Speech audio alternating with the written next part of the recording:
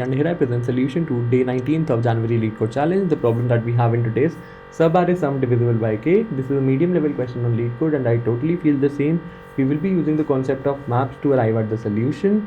And without further ado, let's quickly move on to the PPT. And I promise towards the end of the video, you will feel like this is an easy question. You will definitely learn the new concept if you are a new subscriber of Coding Decoded. For all those who have been following along, for them it's already an easy question. I have taken a slightly different example so that you guys get a good hold of the underlying concept. The array that I have chosen is 10, 5, 3, 7, 2, 1, 6. And the value of k, let's hypothetically assume, happens to be 5. What do we need to identify? We need to identify those subarrays that are divisible by k, whose sum is divisible by k.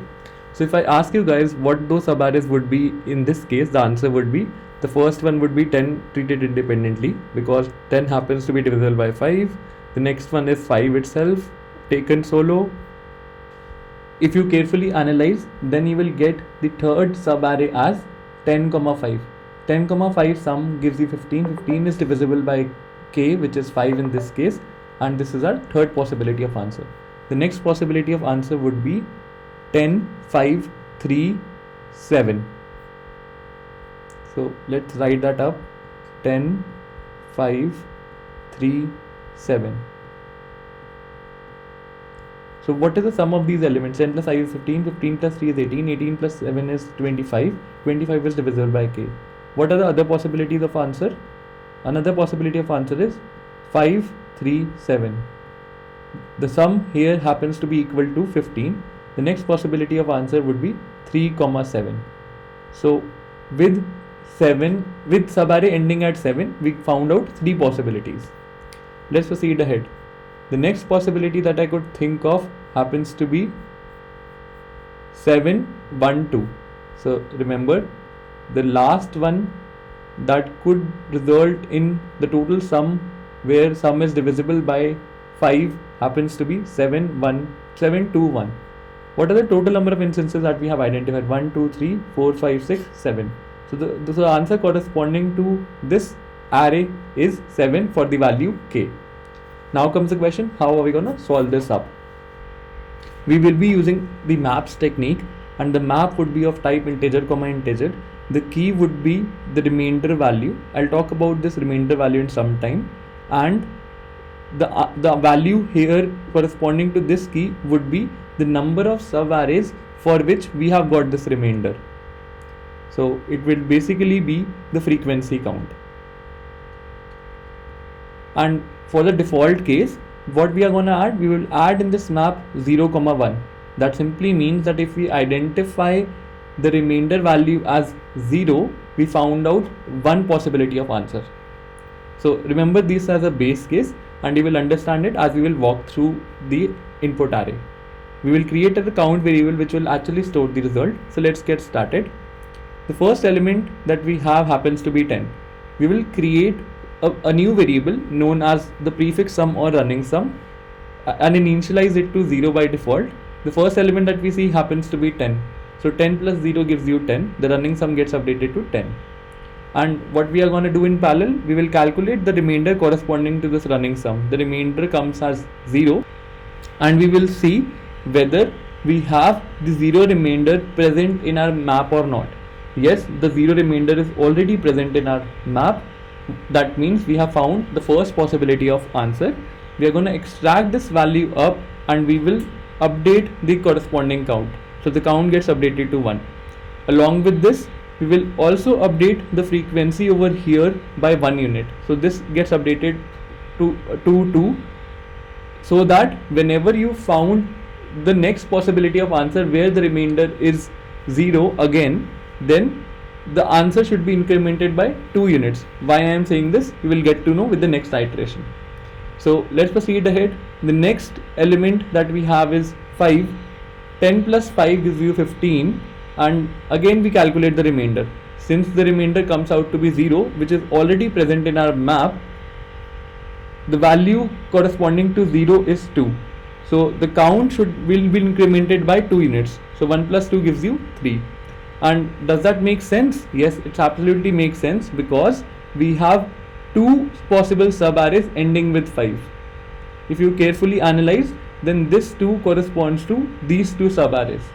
And since we found the match, we will increment the frequency over here to 3, so that if we find a remainder 0 in future, that will correspond to 3 possibilities of answer. Let's proceed ahead. The next element that we have is 3. 15 plus 3 gives you 18.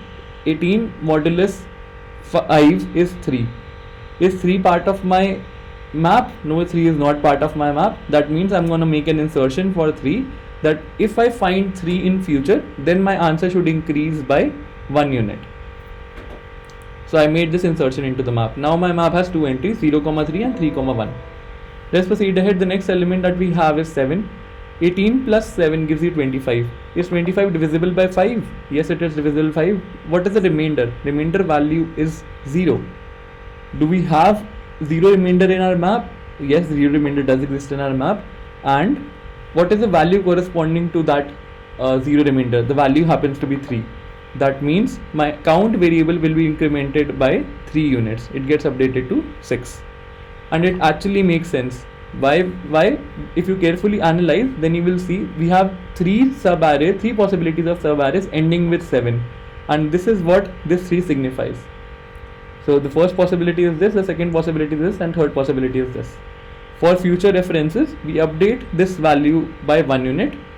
In case we find another remainder as 0, then the answer will be incremented by 4 units. Let's proceed ahead. The next element that we have is 2. So 2 plus 25 is 27. 27 modulus 5 is 2. Is 2 part of our map? No, 2 is not part of our map. We insert into our map 2, 1. Let's proceed ahead. The next entry that we have is 1. So do we have the running sum gets updated to 28. The remainder value gets updated to 3. And do we have 3 entry in our map? Yes, 3 entry does exist in our map.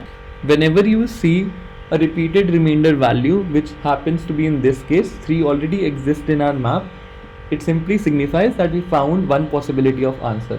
So 7 to 1 corresponds to one possibility of answer, and the remainder, since it got repeated, we can say that the answer should be updated. And with what value it should be updated?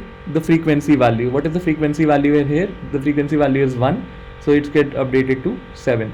Along with this, we will update this value to 2, so that whenever 3 remainder comes in future, we will update the answer by 2 units, because it will lead to 2 possibility of answer.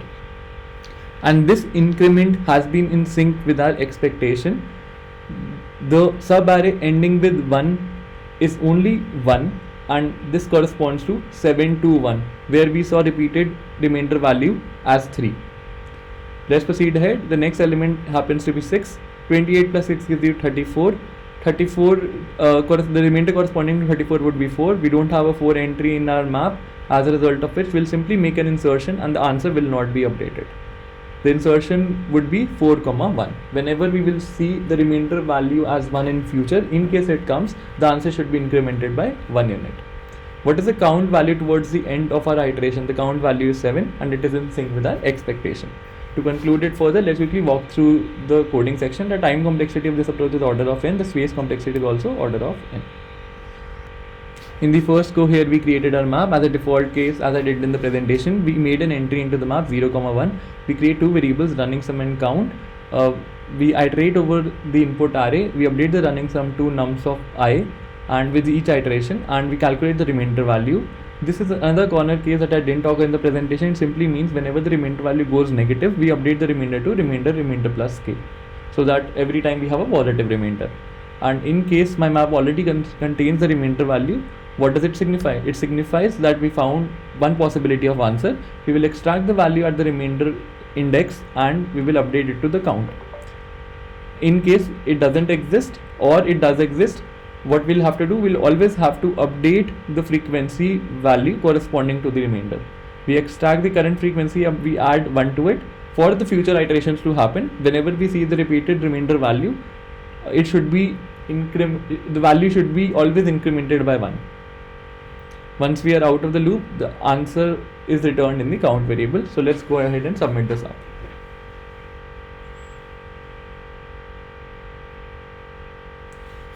Accepted. I hope you enjoyed today's session. If you did, then please don't forget to like, share and subscribe to the channel. Also, in case if you're interested in solving more questions of the map series, there are a couple of questions on Subarray sums, and we have already solved them in the past. So this is a sheet.